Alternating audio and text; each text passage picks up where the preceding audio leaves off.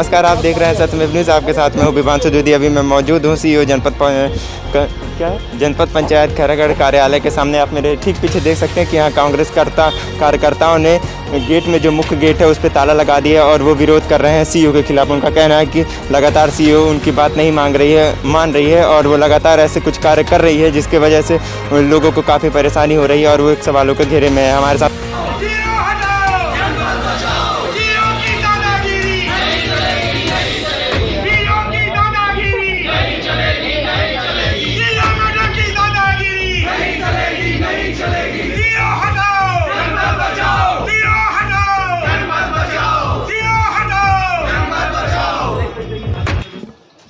स्थानीय नेताओं द्वारा काम बताया जाता है तो कभी किया जाता है, उनको कोई मतलब नहीं।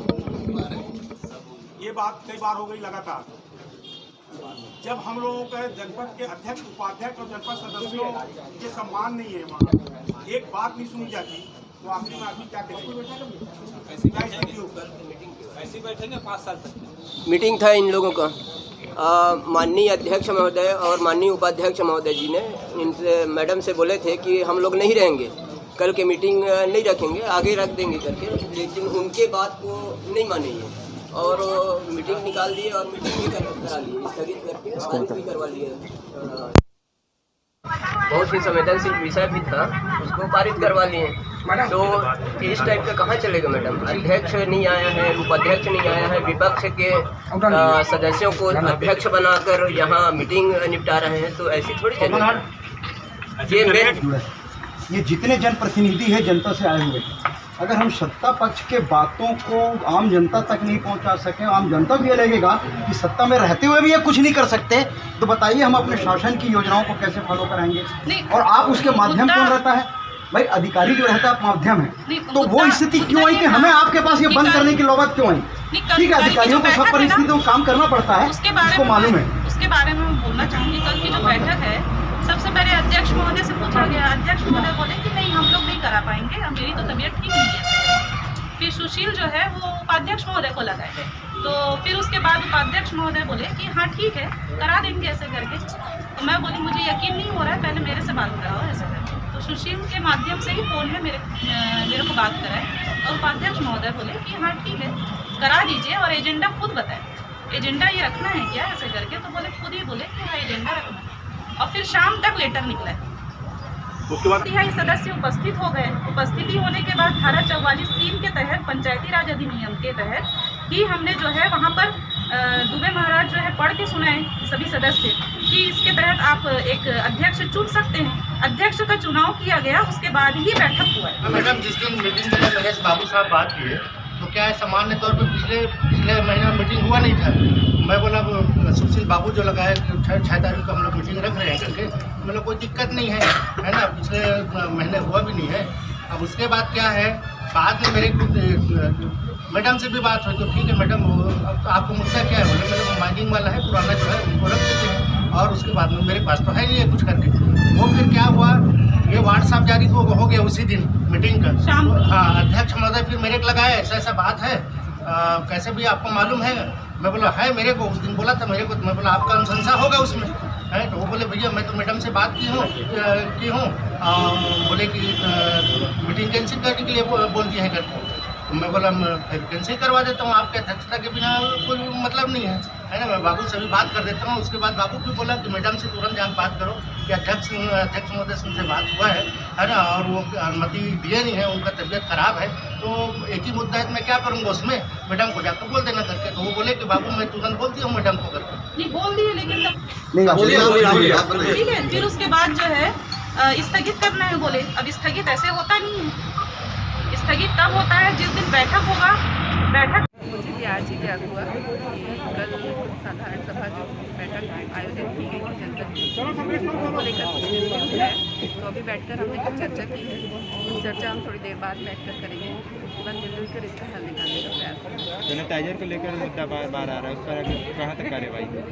सैनिटाइज़र को लेकर जांच करके भी रिपोर्ट भेज दी गई थी और उसमें अभी जो लेटेस्ट इंस्ट्रक्शन FIR के आए जो सीईओ जनपद को कराने।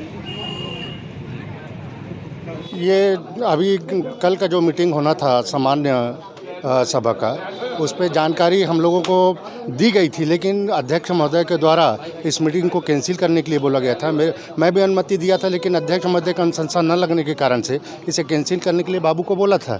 लेकिन कल का मीटिंग जो है अध्यक्ष मतलब हमारे अध्यक्ष उपाध्यक्ष के अनुपस्थिति में रह करके अध्यक्षता करवा के जो मीटिंग ली गई है वो निश्चित रूप से निंदनीय है।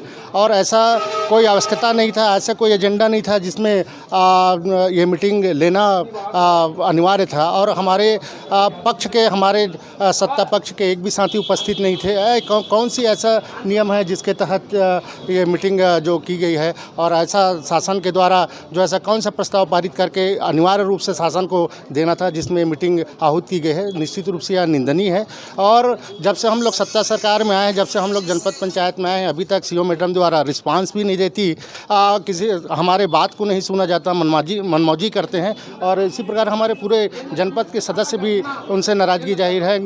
हम जनता के सेवक हैं और जनता के काम के लिए बने हैं, तो हमारा काम होना चाहिए जो जायज़ है ना, उस पर भी अनदेखा करके अपना मनमानी कर रहे हैं। तो निश्चित रूप से हाँ सैनिटाइज़र का भी आया था, उस पर हाँ समाचार पत्रों में मालूम होने के बाद ये सामान्य सभा में ये सब हमारे द्वारा सब उठाए गए। इस पर सीओ मैडम के द्वारा सीधा आरोप हम उपाध्यक्ष ऊपर लगा दिए, तो मैंने इसको जांच के विषय में लिया था। और लेकिन अभी तक उसमें सैनिटाइज़र मामला भ्रष्ट हुआ है। जितने भी वहाँ सैनिटाइज बिक्री मशीन है, ये सब अनुचित रूप से है। 12,000 का सैनिटाइज़र 85,000 में जो बिके हैं, अभी तक उनके द्वारा भी किसी प्रकार की उसमें कार्रवाई नहीं हुई। तो हम चाहते हैं कि अतिशीघ्र इनमें भी कार्रवाई हो और ये सीओ मैडम की मनमौजी जो है बंद हो। आप लोग की मांग क्या है, क्या चाहते हैं? हम लोग ये चाहते हैं कि सत्ता सरकार में हैं और हम जनता के सेवक के लिए बैठे हैं, तो निश्चित रूप से हमारी मांग है, हमारी जो बातें हैं, जनता की जो जायज़ काम है वो बिल्कुल सुना जाए। हम लोग जनपद पंचायत में ताला इसलिए लगाए हैं कि जनपद सीओ द्वारा लगातार हमारे अध्यक्ष उपाध्यक्ष एवं जनपद सदस्यों एवं संगठनों को एक भी बात कभी बांधने के लिए वो तैयार नहीं है। न जनहित के मुद्दे में, जनहित के कार्यों में उनका हमेशा निष्क्रिय व्यवहार रहा है। इसलिए हम लोग हताश होकर आज जनपद कार्यालय में जो ताला लगाए हैं कि जनपद सीओ के हम तत्काल यहाँ से स्थानांतरण की मांग करते हैं शासन से, और प्रभारी मंत्री से ये मांग करेंगे और हमारे पंचायत मंत्री से ये मांग करेंगे कि इनका तत्काल यहाँ से स्थानांतरण कराया जाए। ऐसे भ्रष्ट अधिकारी को खैरागढ़ में रहने की कोई आवश्यकता नहीं है। किस तरह के भ्रष्टाचार के आरोप हैं सीओ के ऊपर? इनके ऊपर में ये भ्रष्टाचार के आरोप हैं कि 12,000 का सैनिटाइजर मशीन को 90,000 रुपये में इन्होंने खरीदा है। आज तक इनकी अभी जांच चल रही है, जांच में अभी तक कोई कार्रवाई नहीं की गई है। और ये जनपद इनका पंचायतों का पैसा का दुरुपयोग कर रही है। और ऐसे भ्रष्ट अधिकारी को यहाँ खैरागढ़ में हमको रहने की कोई आवश्यकता नहीं है। जनपद अध्यक्ष उपाध्यक्ष से सदस्यों ने ये शिकायत दर्ज कराई है कि उनकी बातें नहीं सुनी जाती, फ़ोन कॉल नहीं उठाए जाते या उनकी बात को कहीं रखा ही नहीं जाता। ये बिल्कुल सही बात है। जनपद अध्यक्ष उपाध्यक्ष और जनपद सदस्य द्वारा फ़ोन किया जाता है तो फ़ोन नहीं उठाया जाता, उनका समस्याओं का निराकरण नहीं किया जाता। ये जनहित के लोगों का काम है, हमारा कोई घर का काम नहीं है। उसके बाद भी जनपद सीओ जो है वो लगातार व्यवहार के लिए बिल्कुल निष्क्रिय व्यवहार है इनका, और कोई काम करने के लिए तैयार नहीं रहती है। तानाशाही रवैया है इनका, इसलिए इनको यहाँ से तत्काल स्थानांतरित किया जाए। देखिए, बहुत ही दुखद बात है। सरकार हमारी कांग्रेस पार्टी की है और एक जनपद पंचायत की जो अध्यक्ष की जो सीट है वो अनुसूचित जनजाति महिला के लिए आरक्षित है, और एक अनुसूचित जनजाति वर्ग की महिला हमारी कांग्रेस की वो अध्यक्ष की कुर्सी पर विराजमान है। और ऐसी स्थिति में हम सब ने कई बार, मैंने भी व्यक्तिगत तौर पे एसडीएम से और सीओ साहब से भी मौखिक चर्चा करके ये कहा कि इनकी बातों को आप महत्व दीजिए और जनपद के अध्यक्षों का अध्यक्ष और उपाध्यक्ष सभी सदस्यों का सम्मान किया जाए। लेकिन लगातार हमको शिकायत मिलती रही है कि हमारी कोई काम होती नहीं है। और सैनिटाइज़र के मुद्दे पर तो अभी हमारे आदरणीय शहर अध्यक्ष जी ने बताया कि लगातार इसमें काफ़ी शिकायतें हुई। पता नहीं ऐसा कौन सा कारण है जो इसमें जांच नहीं हो पाती। बड़ा संदेह है कि दायरे में ये बात है और बहुत बड़ा घोटाला है। सरपंचों से जबरन वो पैसा वो पंचायतों से निकलाई गई है। तो इस मुद्दे पर कल जैसे एक और जानकारी मिली, कल हमारे अध्यक्ष और उपाध्यक्ष सभी ने मना कर दिया था बैठक करने के लिए। तबीयत ख़राब है, अध्यक्ष महोदय ने सूचित किया था, लेकिन यह ऐसा गुमराह करते करते इन्होंने कल बैठक कर ली और अस्थायी अध्यक्ष चुन के भी ये लोग कर लिए। और ये इस तरह की तानाशाही गलत है। नियम अपनी जगह है, लेकिन व्यावहारिकताएँ भी कोई चीज़ होती है। जब एक उपाध्यक्ष महिला अध्यक्ष जो है बोल रही है कि मेरी तबीयत ख़राब है, कुछ दिन के लिए टाल दीजिए, उन्होंने ये बात नहीं मानी और इतना सही तरीक़ा से एक महत्वपूर्ण विषय में गौण खनिज के मुद्दे पर, जिसमें लगातार जनपद में विरोधाभास था, उस मुद्दे को पारित किया है। इसकी आने वाले समय में भी हम लोग अभी कलेक्टर साहब को भी देंगे और प्रभारी मंत्री को देंगे। और मुझे लगता है कि कांग्रेस पार्टी की सरकार होने के बाद इस तरह अगर हमारे लोगों को उपेक्षा होगी तो हम जैसे लोगों को पद में बने रहने का कोई अधिकार नहीं रहेगा। सत्ता शासक सरकार के बाद भी इस तरह का विरोध, क्या लगता है कि आपको प्रशासनिक तौर पे कोई पकड़ नहीं है शासन को? लगता तो यही है, यहाँ की स्थिति हालात तो यही दर्ज करता है कि पता नहीं किसके इशारे पर ये चल रही है। यहाँ के अधिकारियों का हौसला इतना बढ़ा हुआ कैसे है, जो निर्वाचित व्यक्तियों को भी मान सम्मान नहीं दे रही है। एक संगठन अपने जगह है, लेकिन निर्वाचित व्यक्तियों का जो पद जो है वो बड़ी चीज़ होती है। उनकी बातों को अगर आप तरजीह नहीं दे रहे हैं तो ज़रूर लगता है कहीं न कहीं तो संरक्षण है उसको। पूरा सत्ता सरकार आपका है, क्या आपने शिकायत किया है यहाँ के बारे में कभी? अब शिकायत तो लगातार जनपद पंचायतों के लोगों ने किया था सैनिटाइज़र के मुद्दे पर। हम लोग चूँकि संगठन से जुड़े हुए लोग हैं और निर्वाचित व्यक्तियों को उनके काम में ज़्यादा हस्तक्षेप करना हमारा संगठन का दायित्व तो नहीं होता। ऊपरी जो नेता हैं वो आप लोगों के जो अवहेलना की जा रही है आपकी बातों का भी? नहीं, ऊपरी नेताओं के तक ये कितनी बात पहुंची है नहीं कह सकता, लेकिन प्रशासन स्तर पर ये बात पहुंचाई गई है जनपद के सदस्यों द्वारा। और ये प्रशासन स्तर में ये जाँच कैसे दबा, ये बहुत चिंता का विषय है।